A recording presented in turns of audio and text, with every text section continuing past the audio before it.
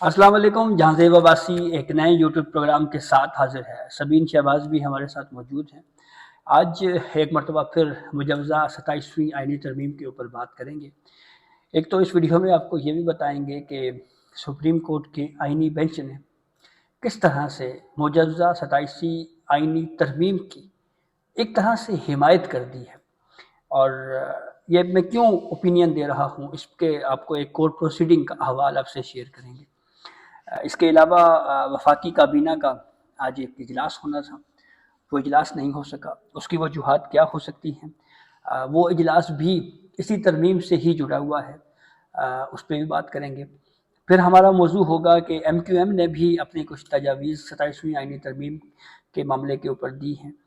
Pakistan peoples party ने NFC को अपनी रेड लाइन करार दिया है, लेकिन उन्होंने साथ 27वीं तरमीम के एक हिस्से के ऊपर हिमायत का ऐलान भी किया है। वो मामला क्या है उसके ऊपर भी बात करते हैं। इसी तरीके से फिर ये भी बात करेंगे कि पाकिस्तान पीपल्स पार्टी के हवाले से ये कहा जा रहा है जी कि जो चार्टर ऑफ डेमोक्रेसी है जो हुई थी बेनज़ीर भुट्टो और नवाज शरीफ के माबेन, कि उस पर वफाकी आइनी अदालत के क़याम की बात थी। लेकिन साथ फिर ये भी कहा जा रहा है कि उसमें तो फिर और भी बहुत कुछ था जो चार्टर ऑफ डेमोक्रेसी में क्या था, उसके चंद नुकात ऐसे हैं जिस पे फिर और भी बात करेंगे हम। और फिर एक डिस्कशन ये भी चल रही है कि कुछ मुसवदे के कुछ पॉइंट्स लीक हुए हैं और वो मीडिया पे डिस्कशन हो रही हैं, उस पर सबीन के पास एक ख़बर है, वो भी डिस्कस करेंगे। एक चीज़ आपको ये बहरहाल बताएं कि इस वक्त की जो जितनी भी बातें तरमीम को लेकर हो रही हैं, इसलिए इस मामले के ऊपर हतमी तौर के ऊपर कुछ नहीं कहा जा सकता, क्योंकि ऑफिशियली कोई ड्राफ्ट जो है वो अभी तक हमारे सामने नहीं है। डिस्कशन का आगाज़ हम सब जानते हैं वहीं से हुआ जब बिलावल भुट्टो जरदारी ने एक ट्वीट किया, और उस ट्वीट में उन्होंने कुछ मंदरजात जो है वो सोशल मीडिया के ज़रिए पब्लिक किए, और फिर उसके बाद ये डिस्कशन जो है वो शुरू हो गई। सबीन, आप मुझे ये बताएं कि अब तक जो है वो कौन कौन से पॉइंट्स जो हैं वो मंजर-ए-आम के ऊपर आ चुके हैं मुजवज़ा 27वीं तरमीम के मामले को लेकर। अच्छा सर, आपने जैसे बताया कि बिलावल के ट्वीट के बाद ही बेसिकली ये बहस छिड़ी थी, और हम लोग भी यूट्यूब पर या टीवी पर भी जो डिस्कशन हो रही है वो बिलावल भुट्टो ने जो ट्वीट के ज़रिए कुछ पॉइंट्स शेयर किए थे उसी को लेकर हो रही है। अब उसमें सबसे इंपॉर्टेंट चीज़ आपने बताया था आर्टिकल 243 सबसे इम्पॉर्टेंट है, और उसमें क्या कुछ था वो भी आपने अपने व्लॉग में बताया था। आज पार्लियामेंट हाउस में सेनेटर अफनानुल्लाह, मुस्लिम लीग नून से उनका ताल्लुक है, उन्होंने ये कहा है कि पीपल्स पार्टी आर्टिकल 243 पर राजी हो चुकी है। ये सेनेटर अफनानुल्लाह ने बताया। उसके अलावा बाद में बहुत लोग हैं, ख्वाजा आसिफ साहब से पूछने की कोशिश की गई लेकिन उन्होंने जवाब नहीं दिया। नून लीग के कुछ और लोग थे, तारा औरंगजेब साहब से पूछा गया कि 27वीं आनी तरमीम जो है वो आज आ नहीं रही, लेकिन अगर आती है तो क्या पीपल्स पार्टी उसके हक में वोट देने जा रही है? तो उन्होंने कहा कि अभी आई नहीं है, जब आएगी तो आपको बता देंगे। अच्छा, मैं ज़रा पॉइंट की तरफ आने से पहले थोड़ा-सा बताती हूँ कि 26वीं आनी तरमीम भी हमने कवर की थी, 27वीं आनी तरमीम भी हम कवर कर रहे हैं। 26वीं आनी तरमीम आने से पहले या आने के बाद जो माहौल था वो लग रहा था कि एक तरमीम आ रही है, माहौल वो बना हुआ था। लेकिन 27वीं आइनी तरमीम आई है, और 26वीं आइनी तरमीम में भी वफाकी काबीना का इजलास हुआ था, और वो पार्लियामेंट हाउस के अंदर ही हुआ था। आज जब पार्लियामेंट हाउस में इजलास, वफाकी काबीना का जो इजलास है वो आज सुबह तलब किया गया था, लेकिन सुबह तकरीबन 8:30 बजे खबर आई कि जी वफाकी काबीना का इजलास है वो मुलतवी कर दिया गया है, क्योंकि वज़ीर-ए-आज़म जो हैं उन्होंने बैरून मुल्क दौरे पर जाना है। अब एक तरमीम आ रही है और उसमें वज़ीर-ए-आज़म बाहर जा रहे हैं। कुछ लोग ये कह रहे हैं कि कुछ लोग यहाँ पर है ही नहीं, कुछ इस्लामाबाद में नहीं है, कुछ MNAs हैं, कुछ सेनेटर्स हैं वो इस्लामाबाद में नहीं है, वो लोग कुछ कराची में हैं, कुछ लाहौर में हैं। तो पार्लियामेंट की हद तक आज जो मैंने पार्लियामेंट का जो माहौल देखा है वो महसूस नहीं हो रहा कि कोई तरमीम आ रही है। बहरहाल लेकिन तरमीम आनी ज़रूर है, वो आपको पता है। मंडे तक अब इजलास गया। अच्छा, हम आते हैं अहम पॉइंट्स पे। कुछ चीज़ें चल रही हैं एज के हवाले से। ये आपने भी अपने व्लॉग में, कल भी आपने अपने व्लॉग में कहा है कि जो रिटायर्ड जजेस हैं उनको फ़ायदा नहीं होना चाहिए, लेकिन जो आज एक पॉइंट सामने आया है उससे मेरा ख्याल है कि एक जज साहब जो रिटायर हो रहे हैं, जस्टिस अमीनुद्दीन खान साहब, अगर ये बात ठीक होती है और अगर ये तजवीज़ मान ली जाती है या अगर ये चीज़ मंजूर हो जाती है, तरमीम मंजूर हो जाती है, तो फिर अमीनुद्दीन खान साहब को फ़ायदा हो सकता है। अमीनुद्दीन खान साहब रिटायर हो रहे हैं 1 दिसंबर को, और जो है वो कहा यह जा रहा है कि 65 साल की उम्र में वो रिटायर हो रहे हैं, लेकिन जो एज लिमिट है वो 68 ईयर्स कर की जा रही है, यानी कि 3 साल बढ़ाई जा रही है। अच्छा, ये भी डिस्कशन में आ रहा है कि ये 67 to 70 یعنی 70 کی بھی بات ہے، اور یہ مشاورت جو ہے وہ اس کے اوپر بھی، یا خبریں جو ہیں وہ اس طرح کی ہی آ رہی ہیں۔ منیمم جو ہے وہ 68 ہے، اور پھر ہو سکتا ہے کہ اگر میکسیمم کریں تو وہ پھر 70 تک جا سکتا ہے۔ صحیح۔ دوسرا، ججز کی تعداد کے حوالے سے کچھ چیزیں چل رہی ہیں کہ ججز کی تعداد یا 9 ہوگی، جو فیڈرل کانسٹیٹیوشنل کورٹ ہے جی آپ اس کی بات کر جی رہی جی ہیں؟ اچھا آئینی عدالت میں جو ججز ہیں یا وہ 9 ہوں گے یا وہ 11 ہوں گے۔ ٹھیک ہے۔ اس حوالے سے بھی کلیئرٹی نہیں ہے، لیکن یہ کہا جا رہا ہے کہ یا تو 9 ججز ہوں گے یا 11 ججز ہوں گی۔ پھر تیسری چیز جو اہم چیز ہے وہ یہ کہ ہائی کورٹ کے مساوی آئینی عدالتیں قائم نہیں کی جا رہی، جو پچھلے دنوں چل رہا تھا کہ ہائی کورٹ میں بھی جو ہے وہ کانسٹیٹیوشن کورٹ جو بنائی جائے گی، بینچز وہاں پر بنائے جائیں گے۔ اس چیز کے حوالے سے یہ چل رہا ہے کہ ہائی کورٹ کے مساوی آئینی عدالتیں جو ہیں وہ قائم نہیں کی جا رہی۔ اب یہ بڑی امپورٹنٹ چیزیں ہیں، اور وہ ایک جو اس میں سب سے امپورٹنٹ پوائنٹ جو آج سامنے آیا ہے وہ ایج والا ہی ہے کہ 68 اگر ہو جاتی ہے تو پھر جسٹس امین خان صاحب پھر آئندہ 3 سال کے لیے بھی آئینی بینچ کے سربراہ جو ہے وہ رہیں گے، اگر وہ ریٹائر نہیں ہوتے اور اگر یہ ترمیم نہیں کی جاتی۔ اچھا سر، میرا آپ سے ایک سوال یہ ہے، ایک چیز چل رہی ہے کل سے کہ ججز کی اوتھ بھی جو ہے وہ دوبارہ لیے جائیں گے، ججز سے حلف بھی دوبارہ لیے جائیں گے۔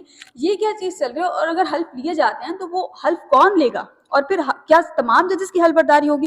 اور پھر جب حلف برداری ہوگی تو پھر وہ نئے سرے سے کام شروع کریں گے یا اسی کام کو کنٹینیو رکھیں گے؟ دیکھیں، یہ کنٹینیوسلی جو ہے وہ یہ بات بھی سامنے آ رہی ہے۔ جیسے میں نے کہا کہ ابھی آفیشلی جو ہے وہ کوئی مسودہ جو ہے وہ ہمارے سامنے نہیں ہے، لیکن جو اس وقت کی ڈسکشن میں ایک چیز یہ بھی سامنے آئی ہے، جو رپورٹ ہو رہی ہے وہ یہ ہے جی کہ جو نیا اوتھ لینے کی باتیں ہو رہی ہیں۔ اب سبین، ایک چیز تو میں ریگولر بیسس کے اوپر اپنی ویڈیوز میں یہ کہہ رہا ہوں کہ ترمیم میں کنسنسس ہونا چاہیے، باقاعدہ مشاورت ہونی چاہیے، اور پھر اس کے بعد تمام سٹیک ہولڈر سے مشاورت کی جانی چاہیے، اور اس پہ یہ امپریشن نہیں جانا چاہیے کہ ایک آئینی ترمیم کے ذریعے جو ہے وہ کسی ایک حلقے کو ٹارگٹ کیا گیا ہے یا کسی ایک سائڈ کو جو ہے وہ فائدہ پہنچایا جا رہا ہے۔ اس سے پر کرٹیسزم ہوتا ہے۔ جیسے اب ایج کی بڑھانے کے حوالے سے بات ہو رہی ہے تو جسٹس امین صاحب کو اس کا فائدہ تو پھر ہے نا، ٹھیک۔ اسی طریقے سے یہ امپریشن نہیں جانا چاہیے کہ ہائی کورٹ کے کچھ ججز کو جو ہے وہ ٹارگٹ کرنے کے لیے ججز کا جو کنسنٹ کا جو ورڈ ہے کانسٹیٹیوشن سے وہ ہٹایا جا رہا ہے۔ یہ بات ٹھیک ہے کہ دنیا کے بہت سارے ملکوں میں یہ مثالیں موجود ہیں کہ ایک جج کو جو ہے وہ اس کی کنسنٹ کے بغیر اس کو ایک ہائی کورٹ سے دوسری ہائی کورٹ میں ٹرانسفر کیا جا سکتا ہے، لیکن یہ بھی بات درست ہے کہ ہمارے پاکستان میں ہائی کورٹس کی سطح کے اوپر یونیفارم سینیورٹی لسٹ نہیں ہے۔ ہر ہائی کورٹ کی الگ سینیورٹی لسٹ ہے، اور اس حساب سے ہی ججز جو ہیں وہ آئے اور اس کے بعد جو ہے وہ آگے بھی آتے ہیں۔ تو جہاں پہ یہ معاملہ ہے وہیں پہ یہ جو اوتھ والی بات چل رہی ہے، جو کہ میں تو یہ سمجھتا ہوں کہ ابھی ہے یہ ان آفیشیل، لیکن پھر بھی اگر یہ اس حوالے سے اگر کوئی تصدیق، تو بہرحال اس لیے ہم نہیں کر سکتے کہ ہمارے پاس کوئی مسودہ نہیں ہے، لیکن اس کے باوجود ایسا نہیں ہونا چاہیے۔ اگر یہ ہوا بھی تو یہ میرے خیال میں کوئی درست عمل نہیں ہوگا، کیونکہ پھر وہی بات ہوگی جی کہ یہ کچھ ججز کو ٹارگٹ کرنے کے لیے یہ سب کچھ کیا جا رہا ہے۔ وہیں پہ اگر ہم بات کریں تو اچھا، میں آپ کو نا آخر میں سبھی نے خبر دوں گا، اور وہ خبر جناب یہ ہے کہ میں نے یہ پتہ لگا لیا ہے کہ جو فیڈرل کانسٹیٹیوشنل کورٹ ہے وہ بیٹھے گی کہاں پہ۔ اچھا، ہاں، یہ میں آپ کو بتاؤں گا آخر میں، وہ مجھے آپ نے یاد کروانا ہے بس۔ اچھا، اب ایم کیو ایم کی طرف سے جو ہے وہ کچھ تجاویز پیش کی گئی ہیں، اور ایم کیو ایم کی طرف سے جو تجاویز ہیں اس میں جو میری اطلاع ہے اس کے مطابق یہ کہا گیا ہے، ایم کیو ایم کی طرف سے یہ کہا گیا جی کہ ترمیم میں بلدیاتی اداروں کو با اختیار بنانے کا جو معاملہ ہے اس کے اوپر بات ہونی چاہیے، وہ ترمیم میں شامل کیا جانا چاہیے۔ اب اسی طریقے سے بلاول، کیونکہ سی سی کا اجلاس تھا کل، تو بلاول بھٹو زرداری نے کہا جی کہ این ایف سی جو ہے وہ ہماری ریڈ لائن ہے۔ 243 کی حد تک انہوں نے کہا ہے جی کہ ہم اس کی حمایت کا انہوں نے کہا ہے جی کہ ہم اس کے حامی ہیں۔ مالیاتی حقوق سے متعلق صوبائی معاملات پر سمجھوتا نہ کرنے کے حوالے سے بلاول نے یہ بات کہی ہے۔ پھر فیڈرل کانسٹیٹیوشنل کورٹ کے حوالے سے بلاول بھٹو نے کہا جی کہ اس کے اوپر مزید غور کرنے کی ضرورت ہے۔ ہاں جی، اچھا، اب ذرا تھوڑا سا مزید تفصیل سے اس ٹاپک کی طرف اس پہ بات کرتے ہیں کہ ہاں وہ اس طرف بھی آتے ہیں، اس سے پہلے میں ذرا آپ کو یہ بتا دوں کہ اس معاملے پہ بلاول نے ایک یہ بھی کہا ہے یہ بات کہی ہے کہ حکومت نے چیئرمین جوائنٹ چیفز کو ایک نیا عہدہ دینے، اسٹریٹجک کمانڈ کے لیے ایک نیا منصب اور فیلڈ مارشل کا عہدہ تخلیق کرنے کی تجویز پیش کی۔ پھر بلاول نے کہا کہ صرف اسی ترمیم کی حمایت کی اجازت مجھے مرکزی مجلس عاملہ یعنی جو ان کی سی ہے اس نے دی ہے، اور آئینی عدالت کے قیام کے حوالے سے جو ہے وہ بلاول نے یہ کہا ہے کہ اس پہ اوپر مزید مشاورت جو ہے وہ درکار ہے ابھی۔ اچھا، اب یہ بات کہی جا رہی ہے جی کہ چارٹر آف ڈیموکریسی میں وفاقی آئینی عدالت کے قیام کی بات محترمہ بینظیر بھٹو اور نواز شریف کے مابین 2006 میں ایک معاہدہ ہوا تھا، اس میں طے ہوا تھا، تو اس میں پھر کچھ اور بھی چیزیں تھیں، جیسا کہ اس میں پھر یہ بھی تھا کہ جو اسپیشل کورٹس ہیں، نیب کورٹس ہیں، اے ٹی سی کی کورٹس ہیں، وہ ختم کی جائے گی، انٹیلیجنس ایجنسیز منتخب حکومت کے سامنے جواب دہ ہوں گی، جو بالترتیب وزیر اعظم، سیکریٹریٹ، وزیر دفاع اور کابینہ ڈویژن کے زیر نگرانی ہوں گی۔ ان کے بجٹ سے متعلق وزارت کی سفارشات پر ڈیفنس کوارڈینیشن کمیٹی سے منظوری کے بعد وہ کیا جائے گا۔ تمام انٹیلیجنس ایجنسیز کے سیاسی ونگ ختم کیے جائیں گے۔ ملک کے دفاع اور سلامتی کے مفاد میں مسلح افواج اور سیکیورٹی ادارے میں جو ہے اداروں میں وہ فضول اخراجات اور غیر ضروری عملے کو کم کرنے کی کمیٹی بنائی جائے گی۔ ان اداروں میں تمام سینئر تعیناتیاں حکومت کی منظوری سے متعلقہ وزارت کے ذریعے عمل میں لائی جائیں گی۔ تو سی او ڈی یا چارٹر آف ڈیموکریسی میں تو جناب یہ بات بھی تھی۔ اب آپ نے جو یہ سوال کیا کہ کس طرح سے ہمارے جو آئینی بینچ ہے اس نے کس طرح سے اس ترمیم کی حمایت کر دی ہے، تو ہوا یہ کہ آج جسٹس امین الدین خان کی سربراہی میں 5 رکنی آئینی بینچ سول سروس رولز سے متعلق ایک کیس کی سماعت کر رہا تھا۔ اس کیس میں فیصل صدیقی صاحب جو ہیں وہ پیش ہوئے۔ فیصل صدیقی 26ویں ترمیم کو بھی انہوں نے چیلنج کر رکھا ہے۔ ان کے درمیان اور ججز کے درمیان ایک مکالمہ ہوا جس پہ جسٹس امین الدین خان نے ان سے پوچھا کہ کیا آپ آج یہ کیس ختم کر لیں گے؟ تو فیصل صدیقی نے کہا جی کہ میرے خیال سے آج شاید کیس ختم نہ ہو پائے، میری درخواست ہے کہ کیس کا آج کا فیصلہ کیا جائے، میں وفاقی شرعی عدالت کی بلڈنگ میں کیس پر دلائل نہیں دینا چاہتا۔ اچھا، اور پھر انہوں نے کہا جی کہ بلڈنگ ہی لینی تھی تو وفاقی شرعی عدالت ہی کی کیوں؟ اس پہ آئینی بینچ کے جو ججز ہیں وہ مسکراتے رہے۔ فیصل صدیقی نے کہا کہ بلڈنگ لینی تھی تو 7 والی عمارت لے لیتے۔ پھر جسٹس جمال مندوخیل نے مسکراتے ہوئے اس کا جواب دیا۔ جسٹس جمال مندوخیل نے کہا کہ رات آپ کے حق میں کچھ پیش رفت ہوئی ہے۔ ہاں، اس پہ فیصل صدیقی نے کہا کہ مجھے کوئی شبہ نہیں ہے کہ سپریم کورٹ کا کوئی کچھ نہیں بگاڑ سکتا۔ جسٹس جمال مندوخیل نے کہا کہ اگر یہی ایمان ہے تو پھر فکر کی کیا بات ہے؟ جسٹس امین الدین خان نے کہا کہ ہم تو آئین کے پابند ہیں۔ فیصل صدیقی نے کہا کہ آپ کو معلوم ہے کہ وفاقی شرعی عدالت کیوں بنائی گئی تھی؟ آپ ججز اس کمرہ عدالت میں کتنے گرینڈ لگتے ہیں۔ جیسے جمال مندوخیل نے کہا کہ عمارت تبدیل ہونے سے اختیارات کم نہیں ہوں گے، اختیارات کم نہیں ہوں گے عمارت تبدیل کرنے سے۔ اس سے تو سبین مجھے تو یہ امپریشن مل رہا ہے، اور میں تاثر کی بنیاد پہ، مطلب ناٹ انفارمیشن، میں تاثر کی بنیاد پہ یہ بات کر رہا ہوں، جو ان آبزرویشن کو لے کے مجھے لگا ہے کہ ہمارے جو آئینی بینچ کے ججز ہیں ان کو بہت ساری چیزوں کا علم ہے، اور اس کے بغیر تو شاید یہ نہیں کمنٹ میرے خیال میں نہیں کیا جا سکتا۔